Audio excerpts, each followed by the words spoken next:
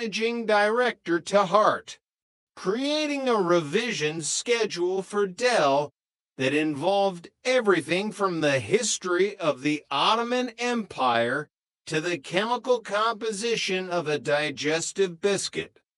Rodney, I'm a trader, not a university professor, Dell complained, throwing a book on Greek mythology onto the sofa. I don't need to know who the god of thunder was. I just need to know how to spot a bargain. Knowledge is power, Dell, Rodney replied, pacing the room with a clipboard. If they ask you a question about the Parthenon, you can't just say it's a Greek restaurant in Streatham. Meanwhile, Cassandra and Raquel were dealing with their own executive stress. I'm worried about them, Cassandra whispered as they sat in the kitchen, watching the brothers argue in the living room. Rodney's so focused on this managing director thing, he's starting to believe his own hype. And Dell looks tired. Raquel nodded, stirring a pot of stew. He is tired, Cassandra. He's been carrying this family for 30 years. He thinks if he wins this, he can finally rest. But men like Dell don't know how to rest. They just find a bigger deal to chase. Thursday arrived with a torrential downpour that seemed to mock the title of the show. There was no gold in the sky over London today, only slate gray clouds.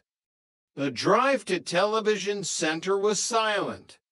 Rodney gripped the steering wheel of the Capri, which Dell had let him drive for morale purposes, his knuckles white. Dell sat in the passenger seat, staring out the window at the passing city. You ready, Dell? Ready as I'll ever be, Rodney. Just remember, if I get stuck, I'm calling you. And don't you dare mention Mickey Pierce.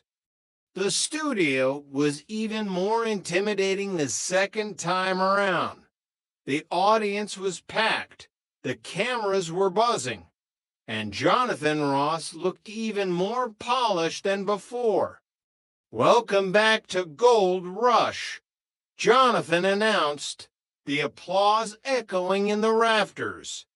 And a very special welcome back to the man of the hour, the man who proved the researchers wrong, Derek Trotter.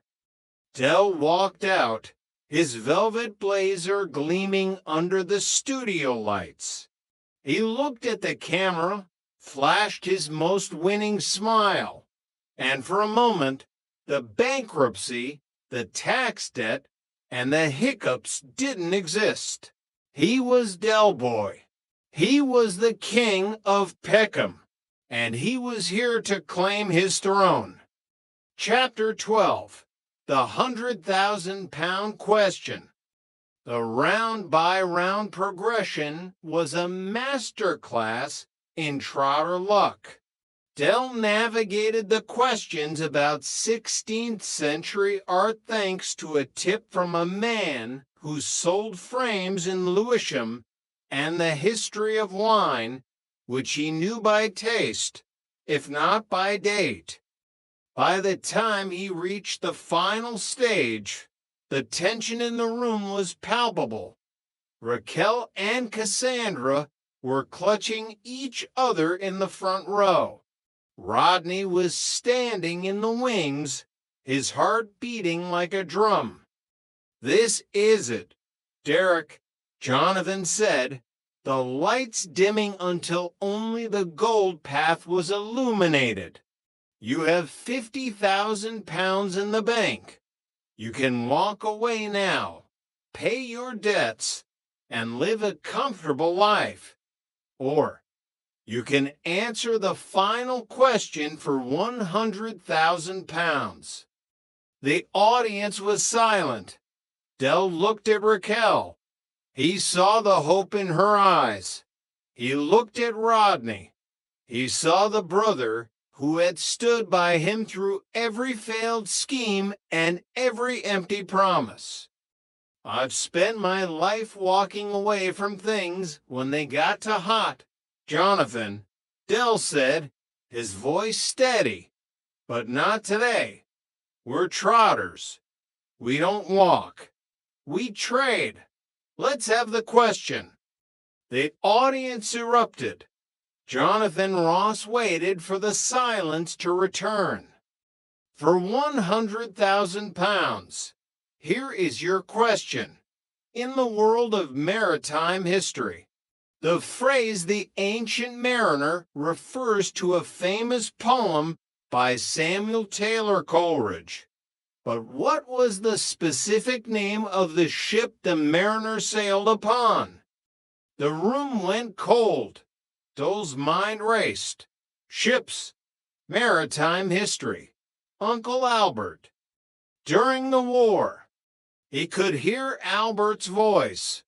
The stories he dismissed as wartime sagas. The hours spent listening to the old man drone on about the sea. I know this, Del whispered. I actually know this. He thought of the wrong funeral for Bunny Warren. He thought of the monogram brandy glass. He thought of the man who had been around the world more times than a Russian satellite. It's not a trick, Del muttered to himself. It's a memory. He looked at the camera.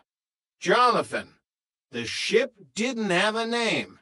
It was just a ship. But the poem describes it as a specter bark or a ghost ship. However, if you're looking for the name of the vessel that Coleridge based the story on, it was a ship called the Fortune. The silence stretched. Rodney was holding his breath so hard he was turning blue. Jonathan Ross looked at the card. He looked at Del. He smiled. Derek Trotter, that is absolutely correct. You've won 100,000 pounds. The explosion of noise was deafening. Raquel and Cassandra charged onto the stage. Rodney followed, hugging Del with a force that nearly knocked both of them over. You did it, Del. You actually did it. Del stood in the middle of the chaos, the golden confetti falling around him like rain. He was laughing, crying, and shouting all at once. See, Rodney, what did I tell you? This time next year. No, wait, this year. We're millionaires. Chapter 13, The Morning After the Gold. The return to Peckham was not in a yellow van, but in a chauffeur-driven limousine provided by the BBC. As they pulled up to Nelson Mandela House, a crowd of neighbors had gathered. Denzel was there, Trigger was waving a broom, and even Boyke looked genuinely impressed. But as the party in the flat began to wind down, reality started to creep back in. The check arrives in 30 days, Rodney said, sitting at the kitchen table with a calculator. 50,000 to the Inland Revenue, 10,000 for the legal fees. That leaves us with 40,000. 40,000, Del asked, pouring a very large cognac. That's a lot of money, Rodney. It's not 6 million, but it's a start. We can move. We can get you that house. Rodney looked at Cassandra. She smiled and shook her head. Del, she said, Taking a seat, we talked